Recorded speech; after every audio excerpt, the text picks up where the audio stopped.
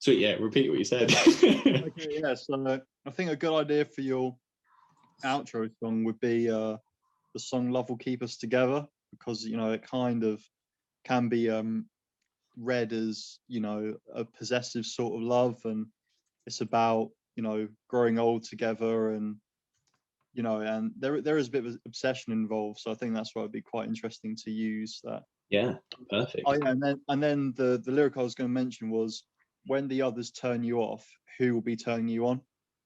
So basically she's saying, everyone's going to not care about you, I'm going to be the only person there.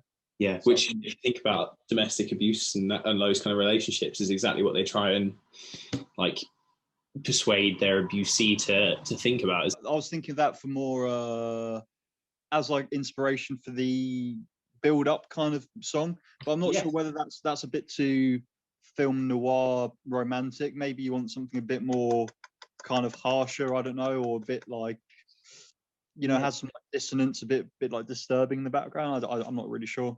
Something a little bit more disturbing, like I think if you watch Dunkirk, and then so it doesn't necessarily have to be in the same like vein of like style of music as Dunkirk, but you'll see like he uses a lot of like ticking sounds and a lot of sort of mechanical sounds and a lot of clock sounds that are kind of interwoven into this continuous like soundtrack in the background that is ever building towards the end of the film, and like the crescendo and all of the action that takes place. So it's got this brilliant foreboding tension that it creates. And I can definitely imagine keys in it. I can definitely hear keys starting with something quite sweet and maybe going a bit sour later on. I think that'd be quite interesting. Yeah, that'd be perfect. Yeah, because one thing we're going to do with the visuals is we're going to start the film in color, and then as the abuse goes on and his emotions like his emotional state shakes and wavers, the film's going to transition slowly until it's black and white, apart from any sort of like vivid reds like Bloods, or like when he dresses up as his girlfriend, the red lipstick and that stuff will still really pop, but the rest of it will be black and white because inside and emotionally he's quite like dead, basically. It'd be really interesting because I could at the end, that crescendo bit, just kind of raise it to an almost kind of deafening level, so get like like the white noise you get on the TV, something like that, like going really really high up, and then the song, and then goes credits and the song cuts in. So that'd be perfect. Because when you wrote the script, what kind of songs were you picturing in your mind, or what kind of ideas were you picturing, like when the radio comes on? Like, so to start with, in the first act, when it comes on in his like sort of first spin around the day, it will be kind of like upbeat indie music, because he's going to like sing along to it as he gets out of the shower, because we want him to be like this sort of upbeat, happy, positive guy, and then we see him get broken down by this abusive relationship as it goes slowly, goes on. So sort of happy indie music to start with. The second act, I've kind of put sad indie music, or something that's kind of melancholic indie music that's a little bit sadder. You knew? Yes. Yeah. Sarah Meth, that's it. Yeah. That's a banging tune, isn't it? Yeah, so something like that. And because it's for the uni, we can use that kind of music without having any license problems, because it's under the academic umbrella. So educational purposes. We can use whatever, which is great. And then in the third act, like static and like sort of more, really sort of like sensory blocking sounds, his sort of emotions and his breakdowns really coming. I can definitely imagine it being more kind of like we said, like a soundscape. So maybe, quite a lot of the instruments are removed and it's just more audio effects, just different things going about, nothing really that harmonious. That'd be quite interesting to definitely. And like in the third act, there's a bit where so kind of harking back to Hitchcock's Psycho, the scene where the blood's going down the plug, the sound of the water dripping out of the plug and like going down the plug hole, like kind of trickling running water, could definitely get built up so really loud and quite like a shocking kind of noise, sensory overload.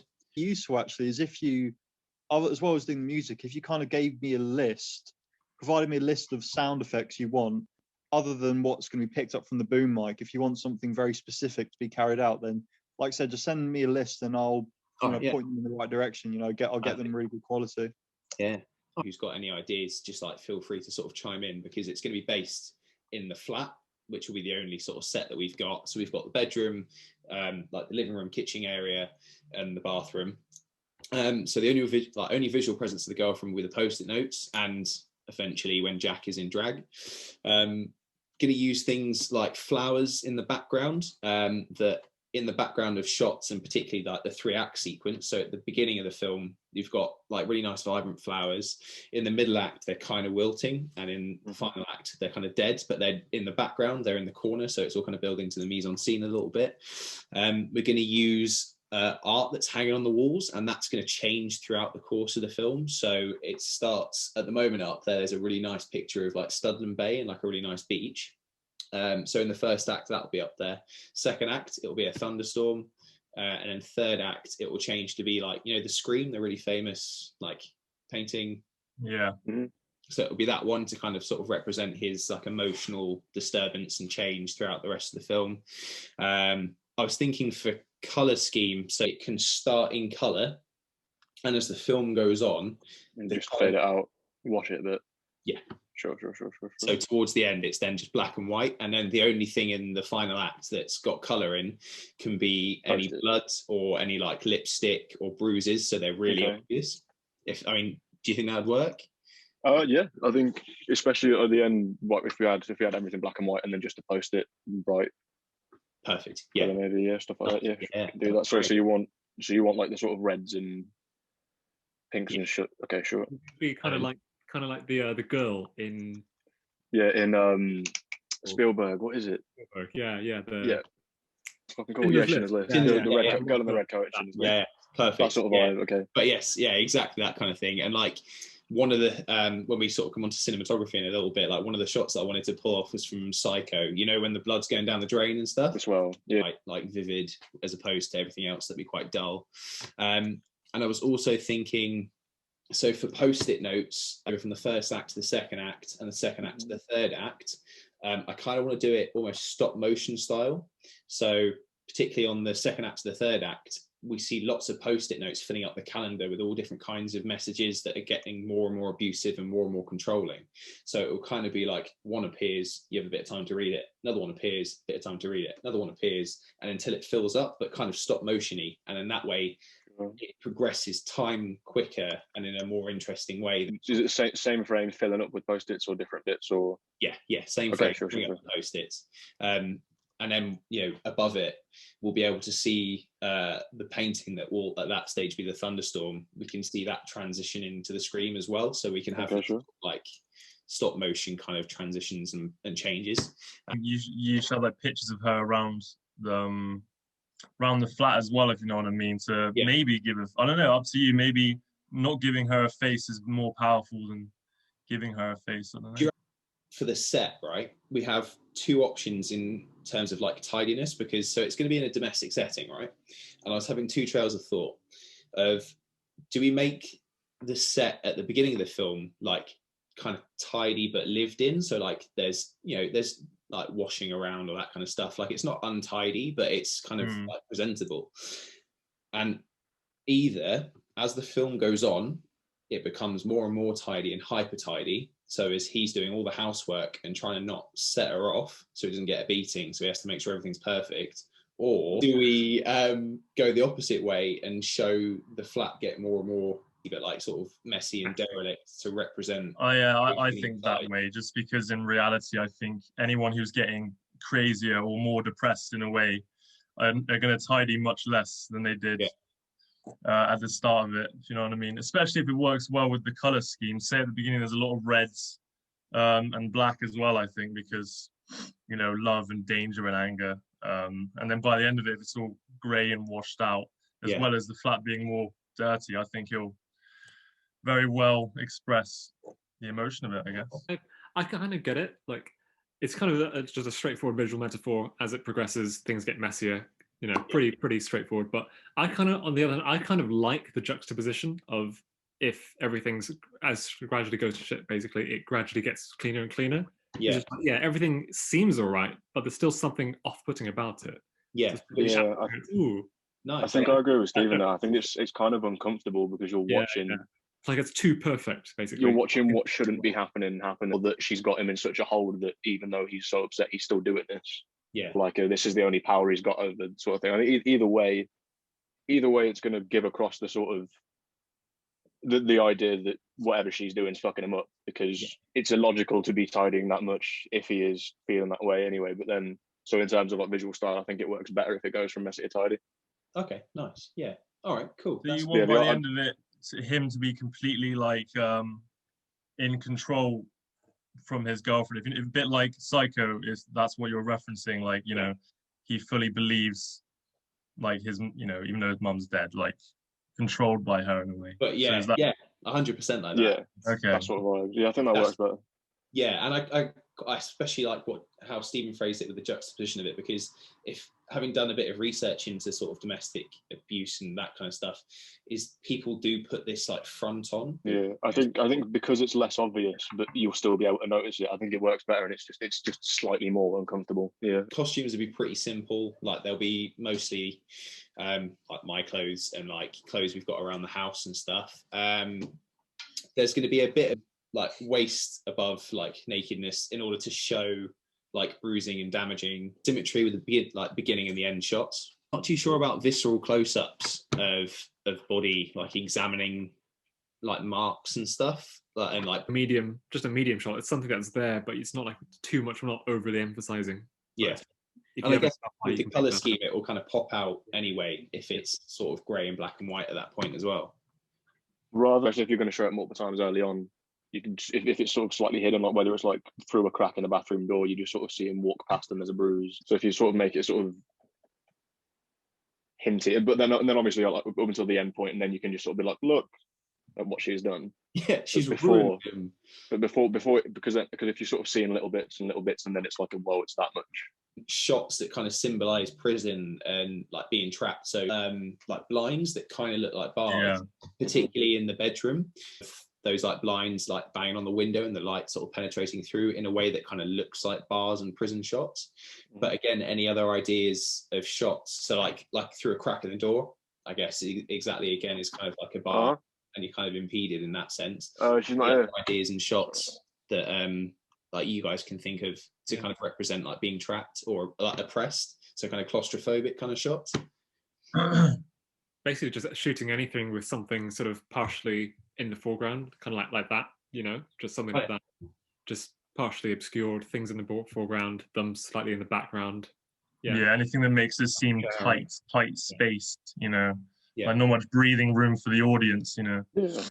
Very effective. Steps, script breakdown. So I'll do a little rough one with this that I've got now, and then I'll change that up a little bit if anything's too different from Jake, and then we can go from there. Yeah, send me like photos of each room. Yeah, of course. Yeah, and I can look into doing an assessment for each of the rooms, just for the sake of having more paperwork. I felt like it was a really good script, and I'm not just saying that to sugarcoat and be lovely, but it genuinely was a really nice script. I felt that the continuity of it was great. Like it flowed very nicely.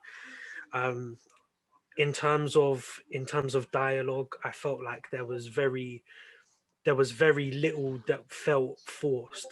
You made sure to allow for actions to show the decisions you're making, rather than using words to say, oh, this happened here and this is why. Like, and I've got an example here. So I think it was page 4, if I'm right.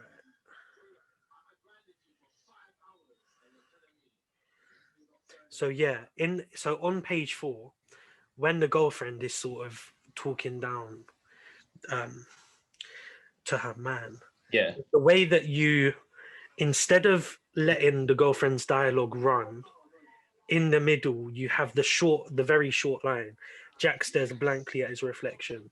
And I feel like that is something that is so important for scripts to have, in terms of you have to have little bits and pieces that give freedom for the actor to do their own thing with it, and let the director play around with it rather than it being so on the nose.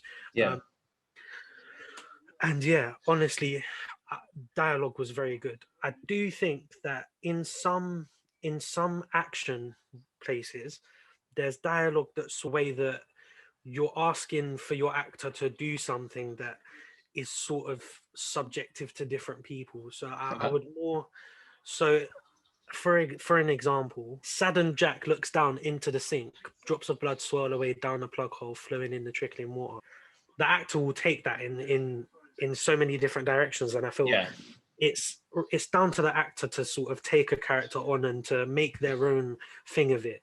And I feel like in places in this script, you're sort of making decisions for the actor in a way. Okay. So I would change that. I would allow for more.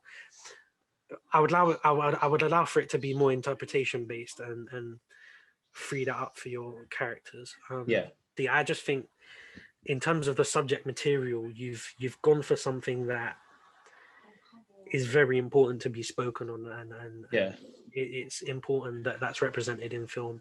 I do think that with how it's written, I would argue that maybe you find a way for him to overcome them. Yeah. And I feel like if you do that as a final act and you flesh out a little bit more, I think you're looking at a much better project as if you were to leave it where it is now. Oh, okay, cool. Regardless of it being a great project anyway, the way it is, I do feel like there's a bit more room for enhancement.